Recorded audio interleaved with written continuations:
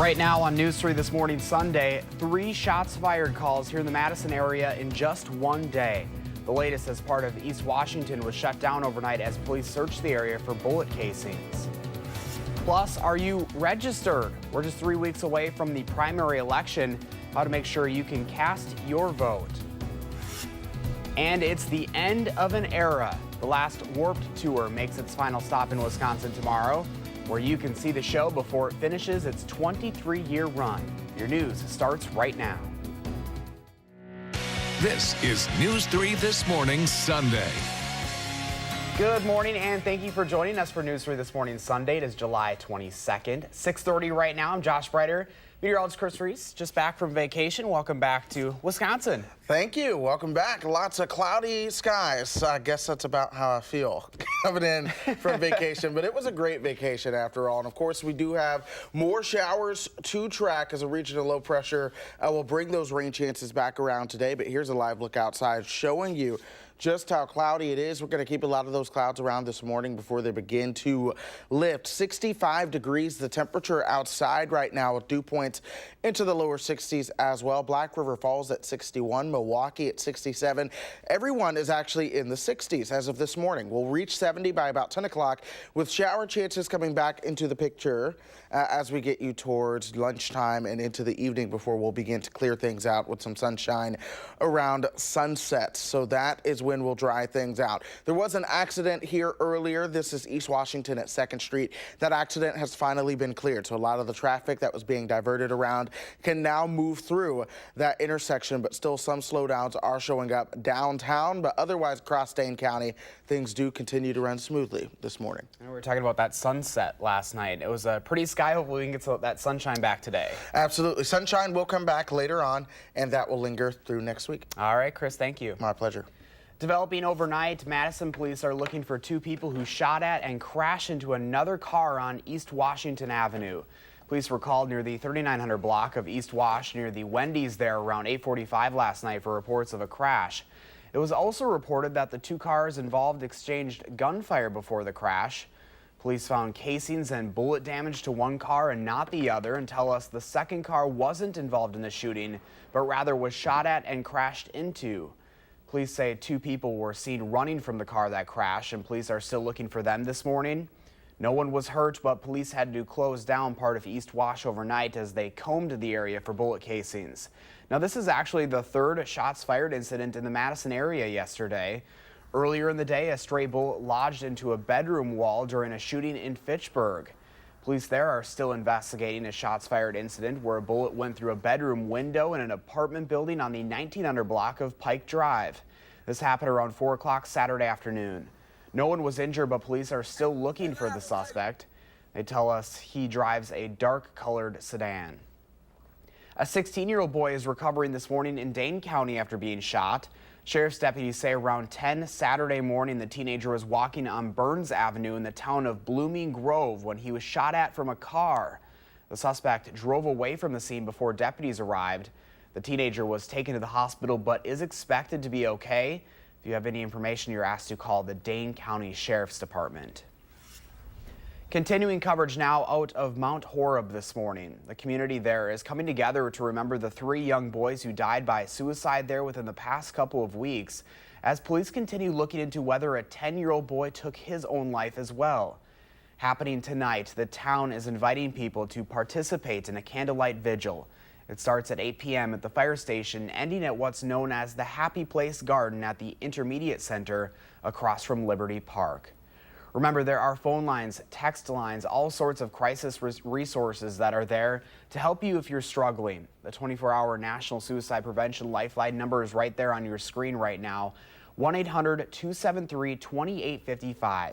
We also have a number of Wisconsin-based resources up on our Time to Talk page at channel3000.com.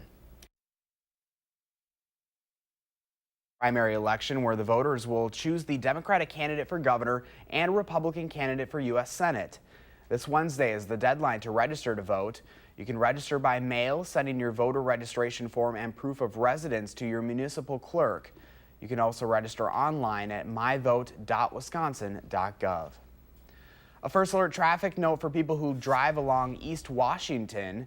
Starting tomorrow morning, the intersection of South Ingersoll Street and East Main Street will be closed for underground utility work. That's near Stevens Field. Drivers won't be able to enter South Ingersoll Street from Washington starting at 7 o'clock Monday morning. That closure is expected to last about 2 weeks. New this morning, right now is your chance to check off a few of Madison's must-try restaurants on your list. Our sister publication, Madison Magazine, is starting its annual Summer Restaurant Week today. Starting at $25, you can choose from special 3-course menu options at some of the fanciest restaurants at a reduced price. You can find a list of all of the participating restaurants and their menus on our website, channel3000.com.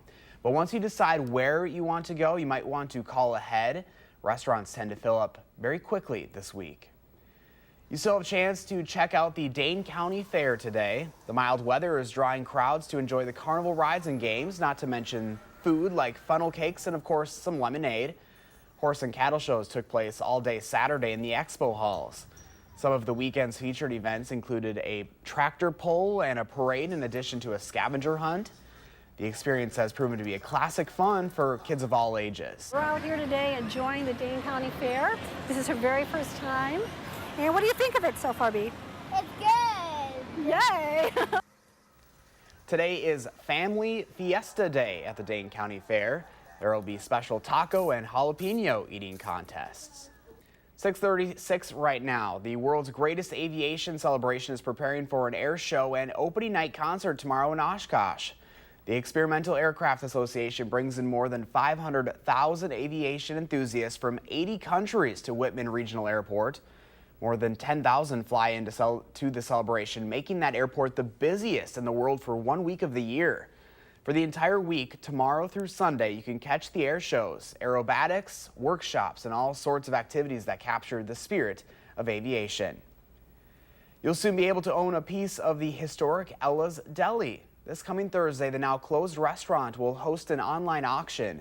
Some of the items being auctioned include the mini carousel, not the big one, a 1960s custard machine, the letters and signs on the outside of the building, the foam Mr. Potato Head, wooden Boost condiment holders, glass candy dishes, sundae and malt glasses, 3-head commercial malt station, and a washing machine.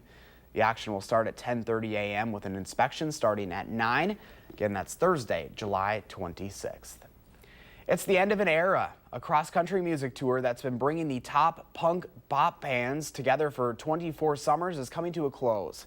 Vans Warped Tour is making its last stop in Milwaukee tomorrow. In his goodbye letter, tour founder Kevin Lyman reflected on some of the now world-famous bands that got their start at Warped. Groups like Blink-182, Sum 41, and Fall Out Boy. Cancellation comes as the music and touring business has changed. Transportation and booking costs have increased and CD sales have plummeted. The show starts at the American Family Insurance Amphitheater Monday at 11. 6:38 this morning. The clouds are clearing and a sunny day is in the forecast for the second half of the weekend. But will it stick around as we begin a new work week? Here's a live look over the Capitol in downtown this morning. Kind of cloudy, a little hazy out there. Chris is back with your first alert forecast just ahead. Plus, we'll introduce you to the do-gooders hoping to build a more perfect union starting in Houston. How volunteers are working around the clock to help some people who lost everything rebuild 1 year after Hurricane Harvey hit Texas. You're watching News 3 This Morning, Sunday.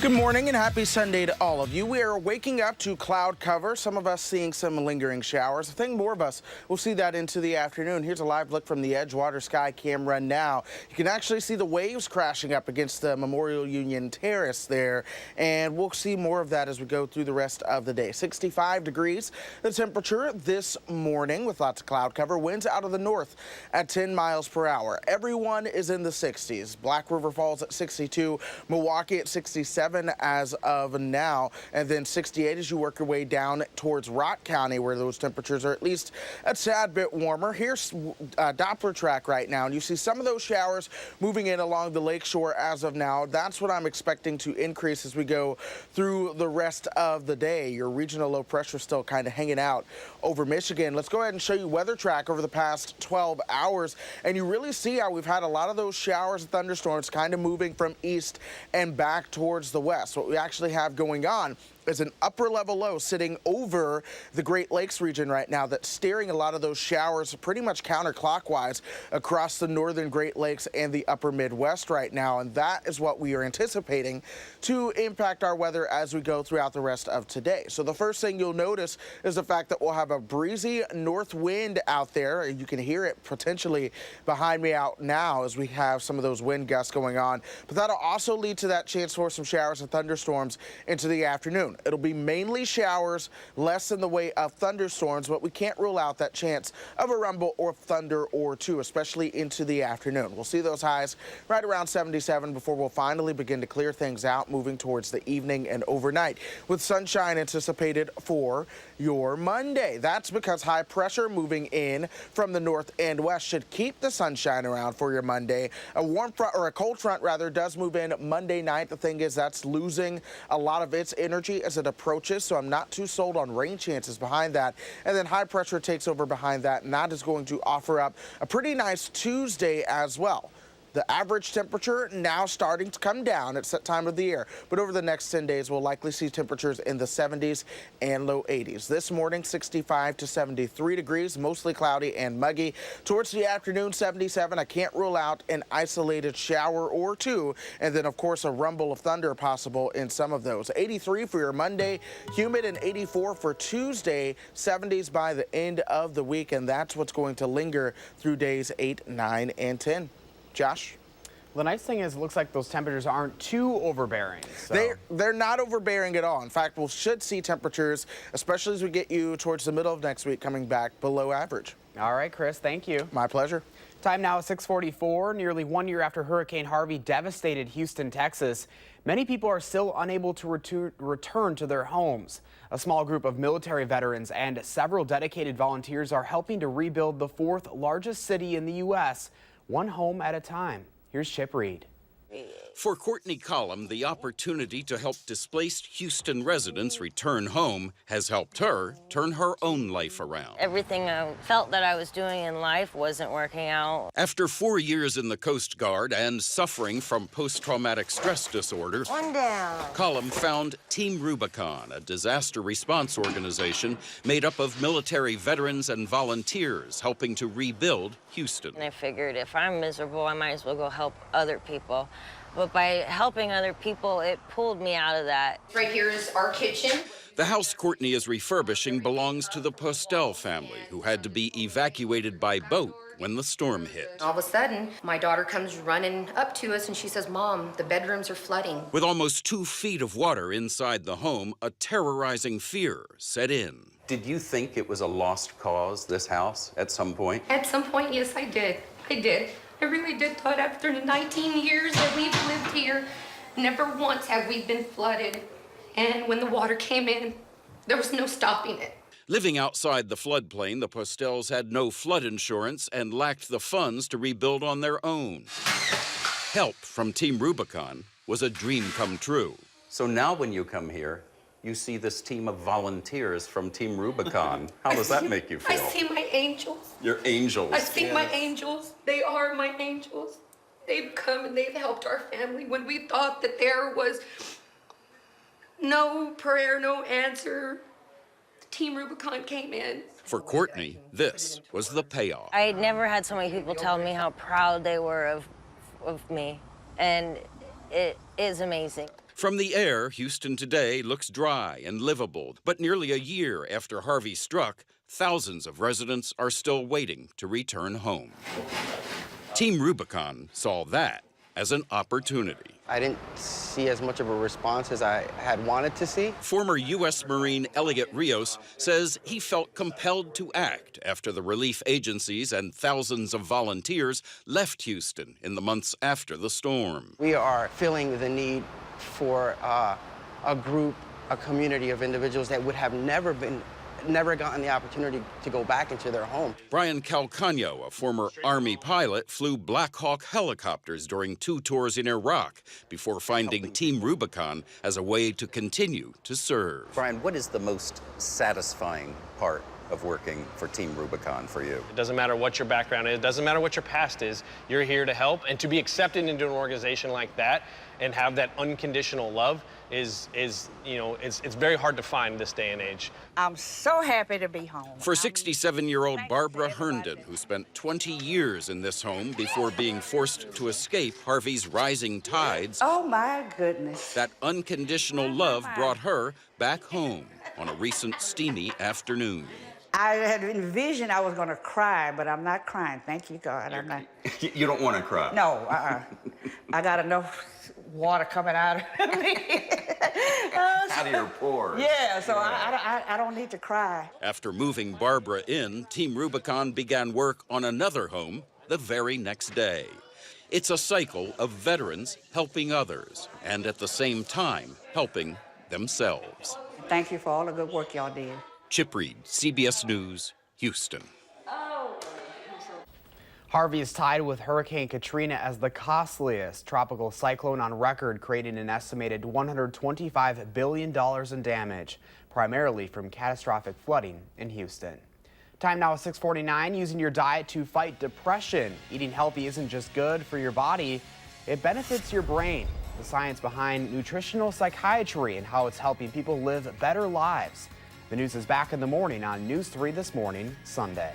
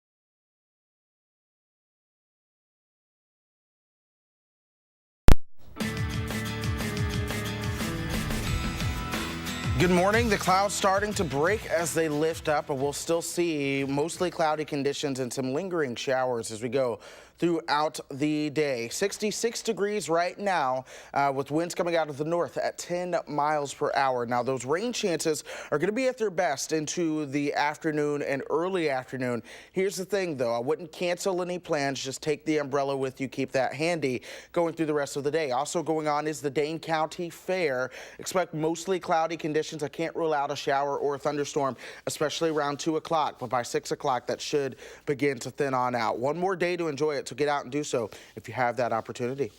Thanks, Chris. 6:53 is your time right now. The final round of the 147th edition of the British Open Championship is now underway, with a handful of big names at the top of the crowded leaderboard.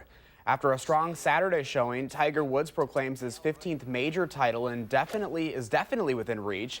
Woods shot a 5-under par, a 66 in the third round. At one point, he was tied for the lead on his way to his first round in the 60s at the Open in 11 years. Tiger's now tied for 6th, just 4 shots out of the lead. Jordan Spieth, Kevin Kisner, and Xander Schauffele are tied for the lead at 9 under. Kevin Chappelle's 2 shots behind at 7 under. Also, Justin Rose shot a 64 Saturday to tie the best round ever at the British Open. On the Health Watch this morning, sticking to certain foods and a healthy diet can have a positive impact on both your physical and mental health. Kenneth Craig shows how nutritional psychiatry is helping people live a healthier life. Shannon Drennick battled anxiety and depression for years, but today she's not dependent on any medicines, and she credits her strict, nutrient-rich diet. So dark leafy greens, and then obviously protein. It was her doctor's recommendation, and Shannon says it significantly improved her mental health. I think it was a game changer for me with her. A game changer? Yeah, absolutely. There is emerging research and evidence that nutritional psychiatry, or using diet to treat anxiety and mood disorders such as depression, is beneficial. Dr. Eva Selhub has been treating Shannon for the past 14 years. How do the foods that we eat affect our brains? In many, many different ways. I remember your brain needs fuel. And even though it's a really small part of your body, it actually takes 20% of that fuel. Dr. Selhub says that fuel directly affects the structure and function of your brain and ultimately your mood. She also prescribes fermented foods and probiotics for gut benefits, which she says can reduce anxiety levels and stress, and a Mediterranean or Japanese diet, which is high in fruits and vegetables and nuts and seeds and proteins and good fats. We see that depression is alleviated. We have more energy, we're more positive, you're happier. Shannon's typical lunch includes kale, chicken, and avocado. She exercises regularly and says she hasn't had a panic attack in years. I feel healthy, I feel happy. She says it takes discipline to stick to the plan, but when she's on track, she's never felt better. Kenneth Craig, CBS News, Natick, Massachusetts. Some of the fermented foods the doctor prescribes include kimchi, miso, sauerkraut pickles, and kombucha. Your time now is 6:56. Your top stories are straight ahead on News 3 This Morning Sunday. Up next, the latest on a standoff and hostage situation that turned deadly in a Los Angeles Trader Joe's overnight. Good morning. I'm Neil.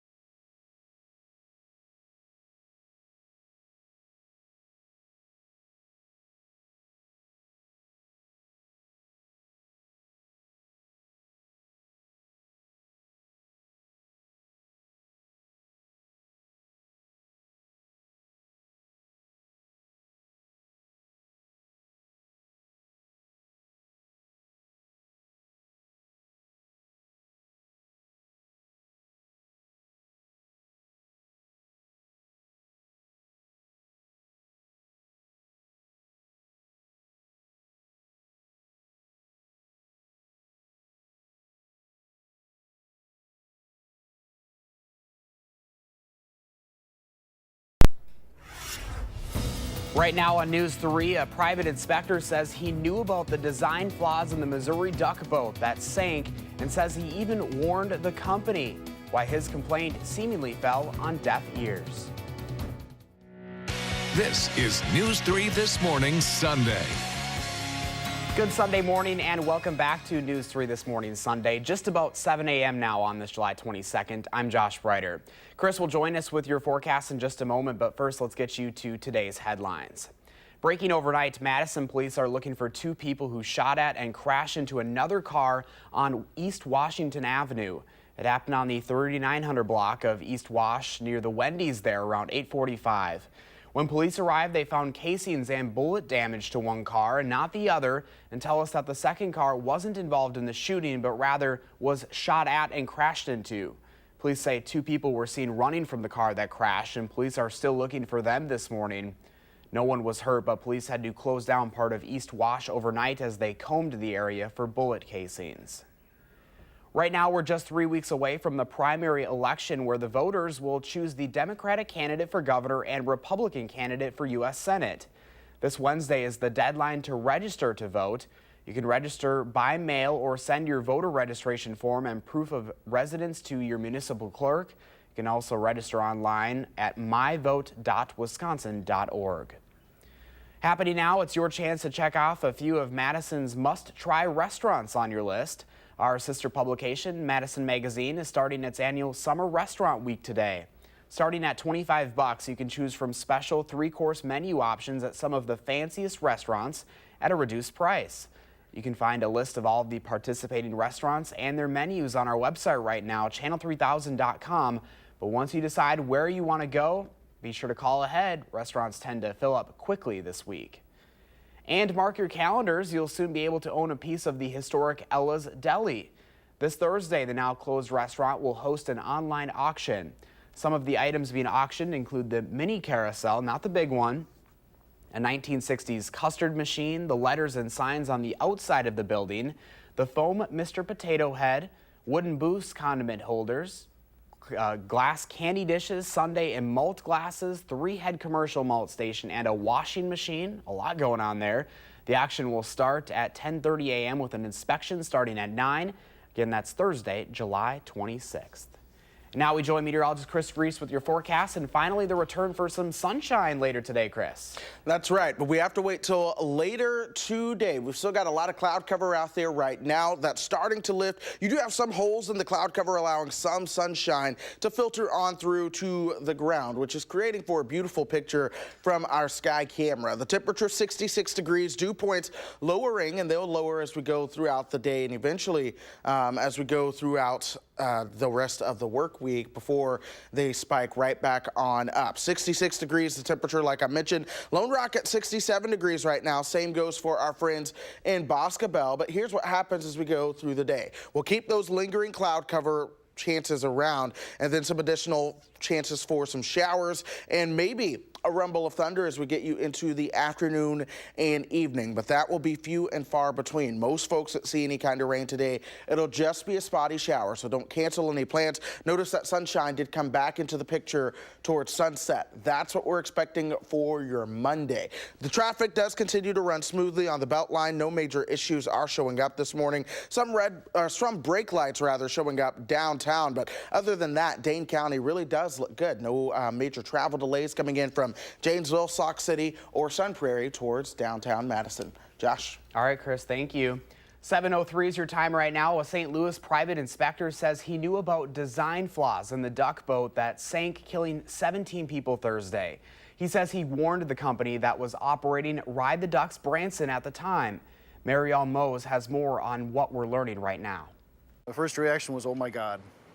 You know, I inspected those boats, and we saw the exhaust issue from day one. When Steve Paul went down to Branson last summer to inspect the duck boats, the most concerning design flaw he saw was the engine exhaust pipe located at the front of the boat. Paul says his company, Test Drive Technologies, inspects vehicles based on the standards of the Department of Transportation. Under DOT standards, exhaust pipes need to be behind passengers or above them. But since this exhaust was in front, On Thursday, Paul says water likely got inside the pipe. There's water coming up into the exhaust, and what's going to happen is the engine's going to seize up from having water in it, and then no propulsion, the boat's not going to move, as well as the bilge pump, which pumps water out of the hull of the boat, is not going to be functioning because the engine's not running.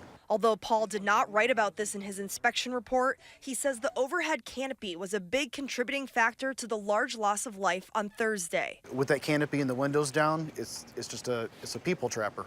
That's all it is. In a News 4 investigation, the U.S. Coast Guard provided us with their inspection reports of the duck boats last year. The Coast Guard gave the boats a stamp of approval, but Paul says the Coast Guard looks for different things in their safety inspections than the DOT. Well, the Coast Guard probably isn't concerned about the exhaust being in the front like the Department of Transportation would be. Because duck boats can go on land and water, Paul says he hopes the way they are inspected will change. If anything good can come from this accident, it would be the two agencies, the Department of Transportation and the U.S. Coast Guard, come together and create some sort of standard for amphibious vehicles. Steve Paul says he is not releasing his company's report to the public or media yet, only to investigators at their request. He says he doesn't want to risk hurting the investigation by releasing the report this early. 7:05 right now. A Trader Joe's employee is dead this morning, and a wounded suspect is in custody after a standoff in Los Angeles. It stretched through several hours overnight before the suspect surrendered. About 40 people were inside the grocery store in LA's Silver Lake neighborhood when an armed man ran in, according to police. He had crashed the car as he was driving nearby after firing multiple rounds at officers pursuing him. The armed man barricaded himself inside the Trader Joe's, prompting a massive police response with people still inside the store. According to police, the suspect, who was in his late teens, shot his grandmother and a young girl earlier in the day. One woman inside Trader Joe's also was killed. Police are not identifying her yet or saying how she died. This weekend marks 1 week since volunteer firefighter Captain Corey Barr was laid to rest after being killed in the Sun Prairie explosion. But a friend of his is making sure his memory lives on. Chelsea Scoville, whose husband is a Sun Prairie firefighter, has asked the more than 100 emergency service departments, some from out of state, that attended Barr's funeral, to send her patches. She's using those patches to craft 2 books, one for Barr's wife and twin daughters, the other for the Sun Prairie Fire Department. I'm hoping that this book will signify a happy moment. You know, there's been so many sad moments in this entire event that I want this book to be a reminder of how much dedication Corey did have to the fire service. Chelsea says since she put out the request earlier this week, her mailbox has been full with dozens of departments sending patches. She asks any departments that haven't sent patches yet to contact her. You can find her information on our website, channel3000.com.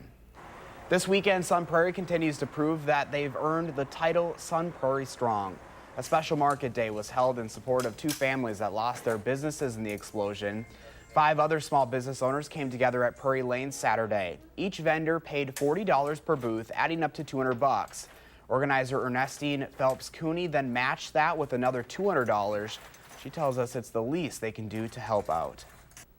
Oftentimes, people don't know how blessed they are, and things can change at any moment.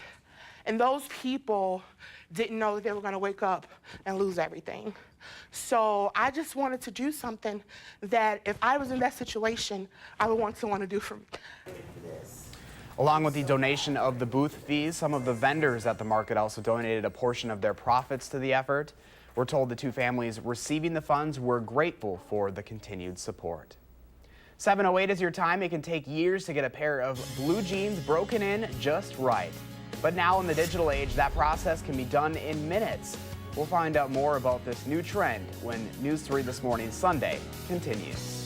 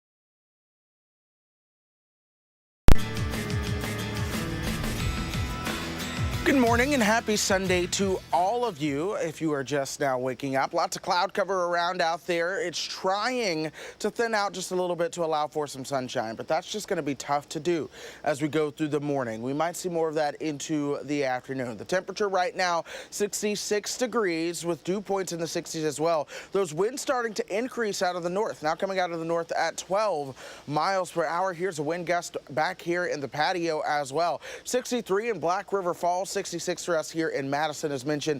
Janesville at 68, Kenosha at 67 degrees. There are some showers closer to the lakeshore as of now that we've seen over the past 6 hours or so. But the shower activity really not all that intense as of now this morning. We might see that uptick just a little bit into the afternoon hours before we clear out the rain chances altogether and bring in more sunshine by the evening. Here's weather track over the past 6 hours. You see how the rain has really kind of moved from an east to west orientation there coming off the Great Lakes. The reason for that, an upper level low spinning over the Great Lakes region, sending that counterclockwise wind flow around it. And that's what's been steering a lot of those shower and thunderstorm chances into our region. That's the reason we're going to keep those around today. In fact, let's go ahead and show you how that impacts our weather. First things first, you'll notice those winds coming out of the north as we do have them as of now. Into the afternoon and evening, you'll see those shower chances around, and they won't be widespread, so don't cancel any of your plans by any means. But into the afternoon,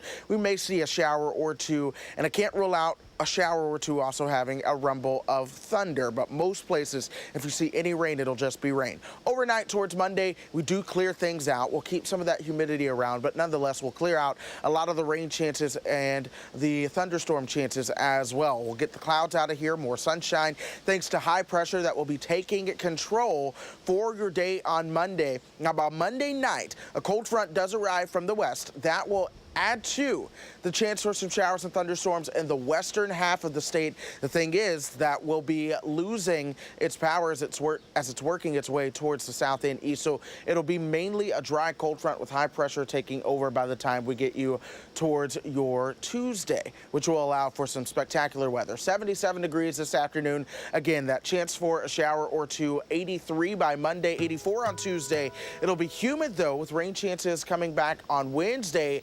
That's a cold front that keeps temperatures pretty much in the 70s through the end of the week. Some 80s potentially returning by this time next weekend.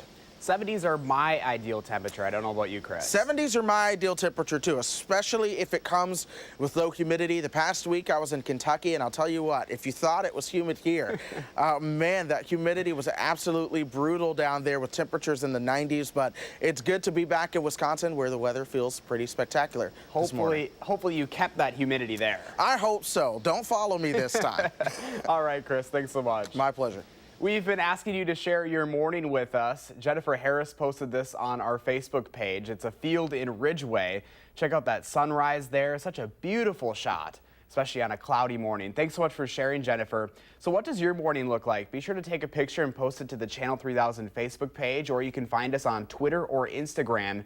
Be sure to use the hashtag MyNews3Morning. We'll share all of our favorites right here on News 3 this morning. 7:15 right now. Fashion firms are embracing digital design and smart machines to cut costs and jump quickly on the latest consumer trends.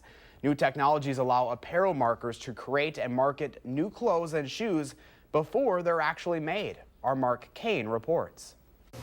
At the Levi Strauss Eureka Lab, the 165-year-old retailer is reinventing the way it makes jeans. But we might send some of the bases. Each season, the Design Center develops hundreds of finishes, the wear and tear patterns that give denim that weathered look. Levi designers now create new finishes with digital pens and touchscreen computers. The designs are uploaded to a laser machine that can make a new pair of jeans look like they've been worn for years. In just 90 seconds, it can finish a job that takes 20 to 30 minutes to do manually. So by changing to this new digital platform, we're actually able to dramatically reduce our time to market, meaning that we can get our products in front of the consumer at the right time. Levi's is one of a growing number of apparel companies embracing digital design and automation to cut costs and respond faster to consumer trends. Global sourcing giant Li & Fung, which works with more than 8,000 retailers, is helping its clients transition to a digital supply chain. Clothing can be designed with sophisticated software and turned into lifelike 3D images. That eliminates the costly and time-consuming process of making physical prototypes. You could actually essentially create an entire collection before you even cut one garment. So it reduces waste, it reduces lead times, it allows decision making in real time, so the entire process becomes more efficient. Fashion upstart Beta Brand is at the forefront of consumer-driven digital design. The San Francisco firm invites customers to vote on designs for new products, such as this waterproof boot. Beta Brand then sends the design to Li & Fung, which creates 3D samples that are used to sell the boots online. No shoes are produced until customers order them. The advantage is speed, right? So this means that you can say, yes, that's the product we want to sell, and let's sell it right now. The new technologies are altering work at Levi's. For years, jeans have been finished in foreign factories where workers scrape them with pumice stones, sandpaper, and other tools. These factories will soon have laser machines like this one installed at this Nevada distribution center where jeans can be finished just before being shipped to retail stores. This is a radical breakthrough. It's one that will surely transform how jeanswear is designed and developed, how it's manufactured, and how it's sold. More changes are coming as a new wave of technologies transforms the fashion industry. 7:18 is your time now this morning. While construction continues on Monroe Street, Maxwell Street businesses extend a helping hand to business owners in the construction zone. What to expect at this year's Maxwell Days. Plus, heading back in time and replacing traumatic memories with positive ones. Historic planes have landed in Janesville. We'll take you there when News 3 This Morning Sunday continues.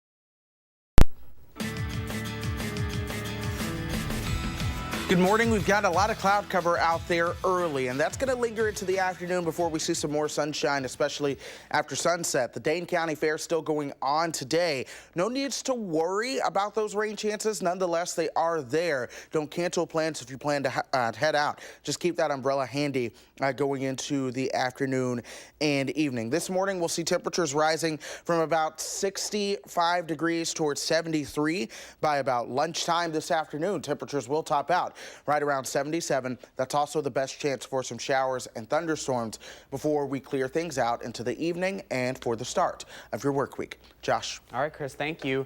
22 minutes past the hour. Happening today, an annual shopping tradition in downtown Madison continues.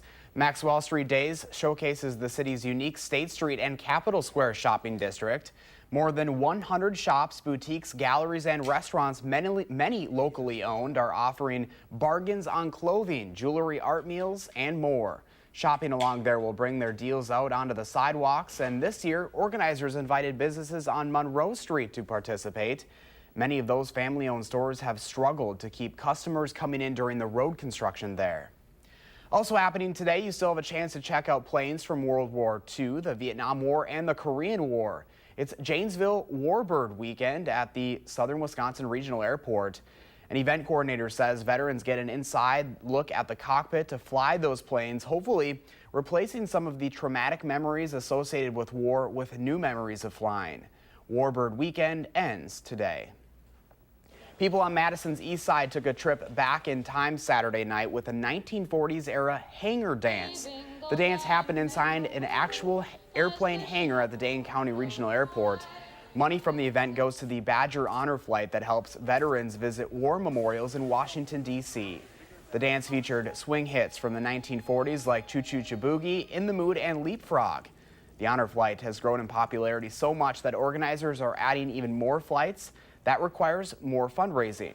We're looking at trying to have to raise almost $550,000 to $600,000 per year. So events like this are great fundraisers for us, great awareness for us. It's a way for us to give back to our veterans. If you'd like to donate to help more veterans visit the monuments made in their honor, just go to badgerhonorflight.com. 7:24 right now this morning. We have a check of today's top stories just ahead, including the Madison area community rallying together to raise awareness for what they believe is becoming a growing problem for kids who live here. And the mothers who got themselves into hot water at a public pool, what they did with their infants that is causing quite the stir. The news is back in the morning here on News 3 This Morning, Sunday.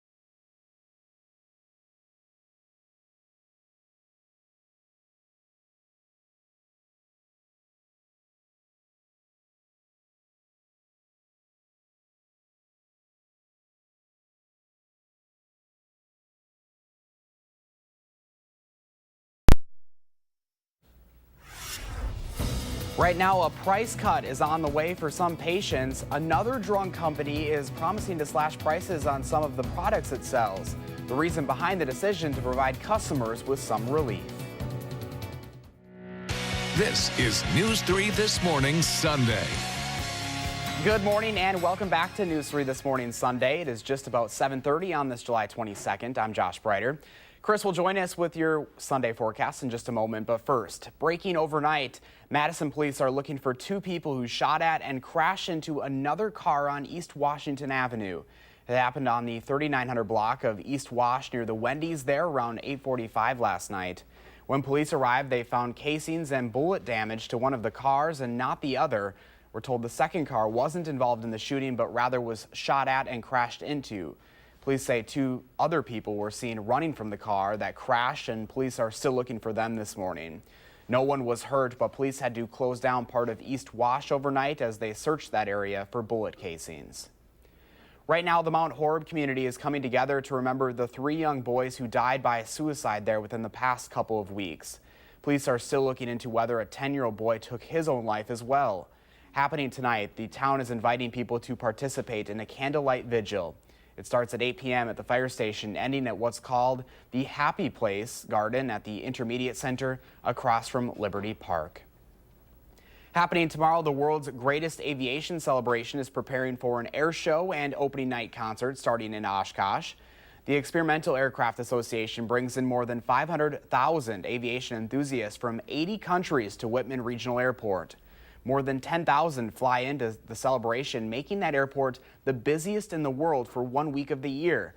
From tomorrow through Sunday, you can catch air shows, aerobatics, workshops, and all sorts of activities that capture the spirit of aviation.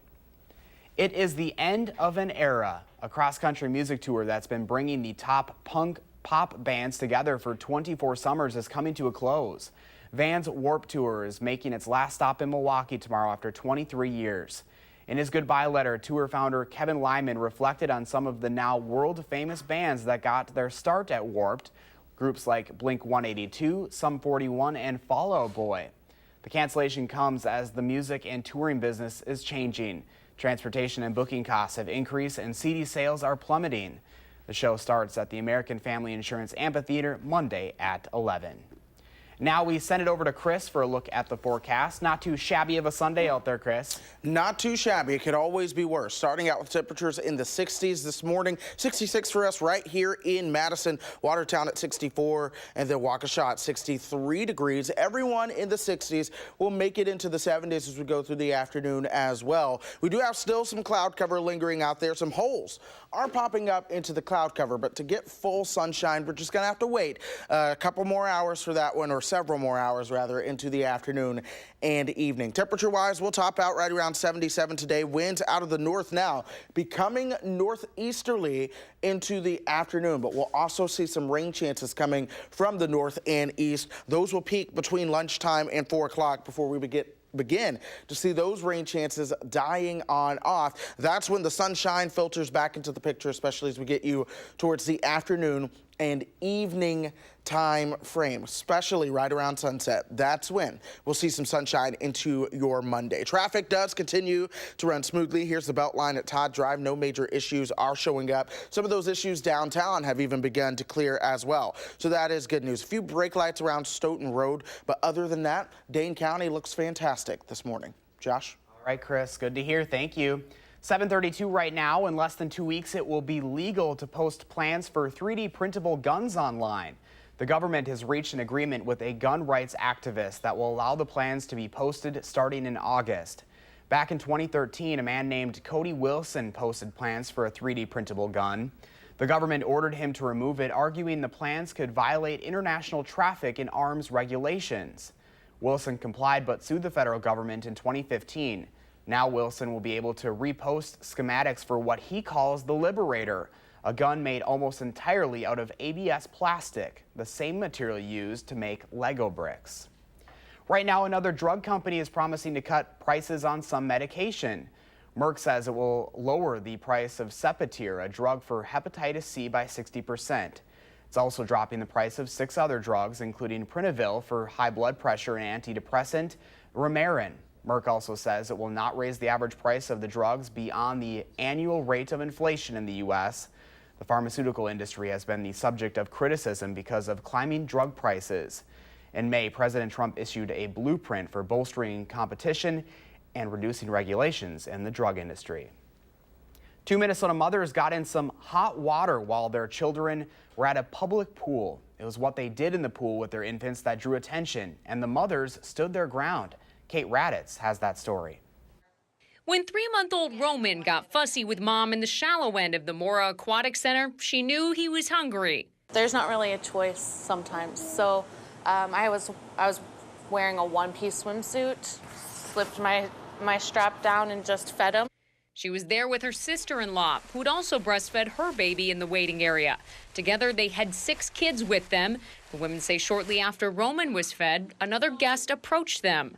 Patron came up, a lady at the pool, and told me that I needed to cover up because her sons were swimming. Then the women say a staff member asked them to cover up or go to the locker area. The women refused. The reason I didn't get out of the pool to breastfeed is my kids. I gotta watch my kids. Minnesota statute does state a mother may breastfeed in any location, public or private, where the mother and child are otherwise authorized to be, irrespective of whether the nipple of the mother's breast is uncovered during or incidental to the breastfeeding. Eventually, a police officer showed up. The women decided to leave. Stephanie posted about the experience on Facebook, and the post has gone viral. There's even a nurse-in planned at the pool to support nursing mothers. And we just don't want any other mom to feel that she needs to cover up. The mothers are filing discrimination charges against the city of Mora and the county. The city says it supports breastfeeding mothers, but also acknowledges some pool goers felt uncomfortable. Coming up on 7:35 right now, there really is a holiday for everything, and 1 week from today is National Lasagna Day. Sounds amazing to me. Just ahead, we're getting you in the Italian spirit, teaching you how you can whip up a delicious pan of it right at home. That's coming up next, only on News 3 This Morning, Sunday.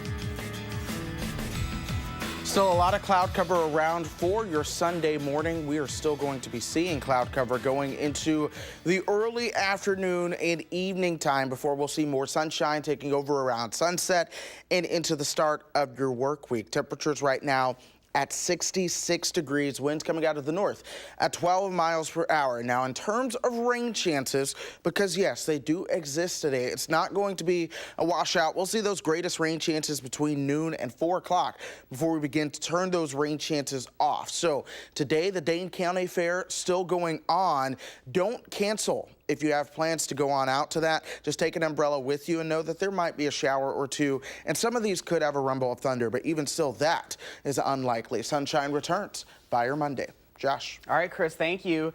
National Lasagna Day is just a week away, but if you were planning on heading to your favorite Italian restaurant for a slice, you might want to think again. It's not hard to whip up this delicious dish of your own home. Joel Olson, owner of the Hema Chef, joins us now to show us how easy it really is. And I was just telling you, lasagna is like my favorite thing, and I think a lot of people enjoy making it. And it's not that hard to make either, especially when you have some good quality ingredients. This is a healthier version, well, except it has 3 wonderful Wisconsin cheeses in it, which makes it legal to make here in Wisconsin. You have to have at least 3. We start by taking some cooked pasta. You can also buy and I cooked it till it's a little bit underdone. That's what you want to do because it'll absorb the liquid as it bakes. You can also buy the no-bake lasagna noodles as well, which is even easier. You put it in there. Bechamel is a white sauce. It's a Betty Crocker white sauce. It's a French name. It's one of the classic mother sauces from French cuisine. So you add stuff to that, but it's basically flour and butter cooked until it's thick, and then milk is added until it looks like this. You're making a white sauce. So we put a little bit of this on the bottom of the pan, and it's pretty simple. Don't be afraid. The main thing is you don't want to burn that butter and flour. You're making what's called a roux. And then what I do is I grease the pan a little bit. I'm just going to use this to actually slide it around and lay that in the bottom. So layer that in there as well. Okay. So I have some chard. I blanched some chard. This is a green Swiss chard. I couldn't find any red Swiss chard. I got rid of the bigger stems. Got rid of that. And I put this in some boiling salted water for about 40 seconds. Pulled it out. It looks like this. Kind of like spinach, it cooks way down. But you want to get rid of some of the acidity from the leaves by blanching it. Also make it soft. If you put this raw spinach and raw chard in there, you'd be eating chunks of kind of partially cooked chard. And you want to chop it up so you don't end up with chard hanging on your lip when you're eating a lasagna as well. This is a really fun product I found. It's a Tuscany pumpkin sauce from Cucina Antica. It's delicious. So it's a pumpkin and chard lasagna, which is really pretty cool. So what I did then is I put some of the sauce on top of that. I'll go ahead and open that up. Good way to open it. Maybe, huh? There we go. For me, it'd probably end up all over my suit if I was trying to do it. Well, maybe I'll end up on your suit anyway, huh? Well, this is kind of fun. I guess I won't. The beauty of live TV there. Exactly, no problem there. So anyway, so what I do is put some sauce on top of that. Okay. And then some chard. Put some chard on top of that, and then some of the cheese. This is some Waiwiga mozzarella cheese, and I've got some ricotta, and also some Parmesan cheese. You layer that all in there, and it ends up looking like this. And it's wonderful stuff. Now, I baked this yesterday and warmed it in the oven this morning. Ooh. So that it actually has, it's not Oh boy, cold. this is for me, isn't yeah, it? this is for you. I went all out on that. So what are some things, I know, lasagna is one of those things that you can kind of make it to your taste, right? You can Absolutely. kind of add different things. I mean, what do you kind of recommend for people that are trying to maybe go outside of the box a little bit? I love putting Italian sausage in it. I like doing different kinds of cheeses in it. You could do even different kinds of pasta instead of lasagna noodles. Blue cheese lasagna, I've made that before. It's wonderful. Isn't that good? It's such a great. That's excellent. Yeah, it's such a nice product too. I liked it. Was a nice surprise and a nice find to be able to use that. But also make it a meal. Make it an Italian fest. You get to grill some Italian sausage with peppers and onions with your lasagna. Get the red checker tablecloth out. Get some Chianti, and save the Chianti bottle with the candle so you can have it just like they do at the Italian restaurants. Awesome. And kind of enjoy your day. Well, real quick, tell people about your blog. You have something up online right now. Yeah, I teach cooking for a living is what I do. I've got classes coming. I've been doing kids cooking classes all summer camps. I've got a blog on this. The very first time I made lasagna on television years ago, I did lasagna. And so it's a fun story about that on the blog, and it's at hemachef.com. And also we post it on Facebook as well for Hema Chef. And Hema Chef means home chef in Swedish. Although I'm Norwegian, I use a Swedish name because it's easier to say. Awesome. Well, thank you so much for coming in. This is delicious. Pleasure. I know everyone else, their mouths are watering around here right now. And these are openable too, by the way. You can get them open. I hope so. All right, thanks so much. Well, her big reputation is making her big money. The honor, Taylor Swift's latest nationwide tour nabbed, and when she'll be near the Madison area. Plus, the rain clouds are clearing, and we're in for a sunny Sunday later today. A live look at the very picturesque downtown this morning. Chris is in next with your full forecast. But first, happy birthday to Henry and all of the other kids turning 3 years old today. We'll be right back.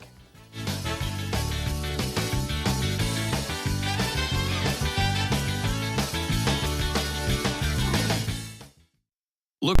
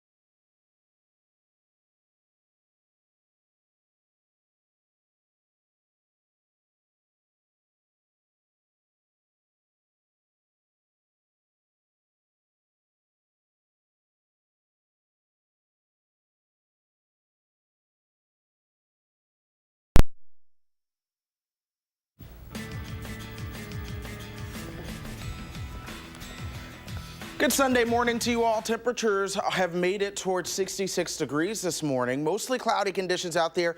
There are a few spots where the sun is trying to peek through the cloud cover. It's just going to be hard to get full sunshine until we get you later on into your Sunday. 68 for our friends down in Janesville. You go over towards Platteville, they're a little bit cooler at 65 degrees right now. But if you check out pretty much all of south central Wisconsin, you'll find those temperatures to be into the 60s. A lot of cloud cover out there, but the shower activity is really on the lighter side of the spectrum. We've seen some showers moving in from the lakeshore over the past 6 hours or so, but really across the entire upper Midwest and Great Lakes region, it's just cloud cover. You have the showers around, yes, but they aren't all that extensive. Weather tracks showing you where we had some of those heavier showers, especially overnight as they work their way back towards the south and west and from the north and east. Now, as we go through the remainder of our day, we should see more of that shower activity kind of ticking up just a little bit. We still have this upper level low pretty much over Indiana, Ohio, and Michigan. That's sending a lot of the shower chances around in a counterclockwise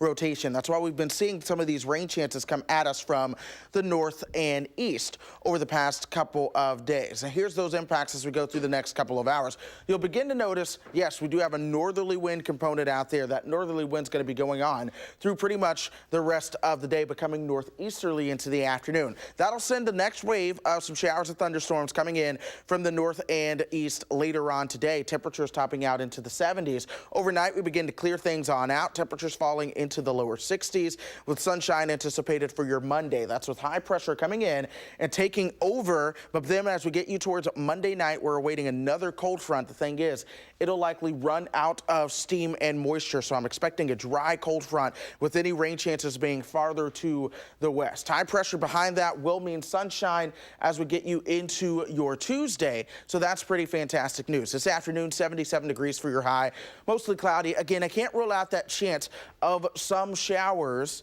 Some of those, a couple, may have a rumble of thunder or two. But the thing is, the instability kind of lacking this morning, so I'm not too sold on any in the way of those thunderstorm chances. 83 by Monday, 84 on Tuesday. Temperatures back into the 70s as we get you towards next weekend with low humidity as well. So that's going to feel absolutely fantastic. Here's your pet walk. Annie's pet and friend. If you're going to be out walking a dog today, 75 degrees, not a washout, but take the umbrella just in case of a pop-up shower. I'm sure the pets are enjoying this cooler weather a little bit too, rather than those. Oh yeah, pets get hot too. You know, it's just one of those things, and I think we'll all appreciate the cooler weather coming in. All right, Chris, go get yourself some lasagna. Oh yeah, I will. Thank you. Walking Dead zombies, Doctor Who props, and animatronic Deadpool characters are greeting Comic-Con fans at this year's massive convention, which ends today. Over the past 4 days, an estimated 130,000 pop culture devotees have ventured to San Diego's Gaslamp District for the annual comic book convention. It's hard to believe the event started as just a 300-person operation in 1970. Now tickets cost nearly $300 for fans wanting access to exclusive merchandise, announcements from some of Hollywood's biggest studios, and screenings of an all-new TV show. This year, Warner Brothers showed a preview of the Lego Movie 2, and Sony hyped up fans with its Spider-Man spin-off, Venom. It turns out Taylor Swift's reputation is making her even richer. Her current world tour has been named the top grossing tour in the world right now. That's according to the latest numbers from Polestar. Swift reportedly rakes in $103 million per city. This year, the tour will visit more than 50 stadiums in North America, the UK, Australia, and Japan. The closest she'll get to Madison is her August 31st and September 1st dates in Minneapolis. From a big reputation to a big old statue, Londoners and tourists have been bemused to find a giant statue in a bare-chested Jeff Bloom next to the city's iconic Tower Bridge. The 25-foot tall statue depicts the actor in the reclining pose he made famous in Jurassic Park. It's meant to mark that film's 25th anniversary. The subscription service Now TV installed the temporary statue on the banks of the Thames earlier this week. Be sure to stick with News 3 today. Tonight at 5:30 and 10, we head to Maxwell Street Days, bigger than and better than ever this year. Why Monroe and Street businesses were invited to this year's sale. But first, they say video killed the radio star, and now modern technology is killing the video store. It's the end of an era as only one Blockbuster store is left in America. We head there for a taste of nostalgia when News 3 This Morning Sunday returns.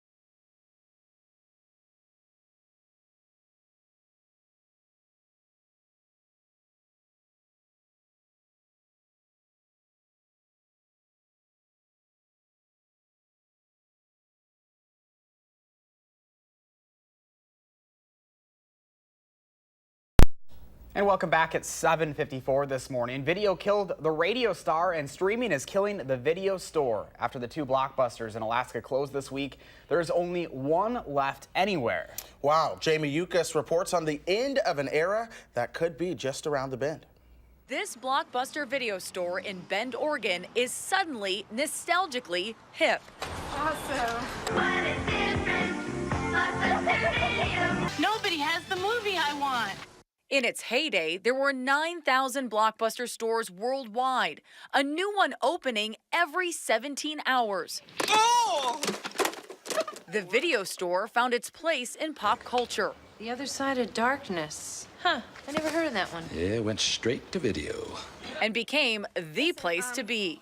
I want to rent Ghostbusters. Ghostbusters. For families, for date night, for just hanging out.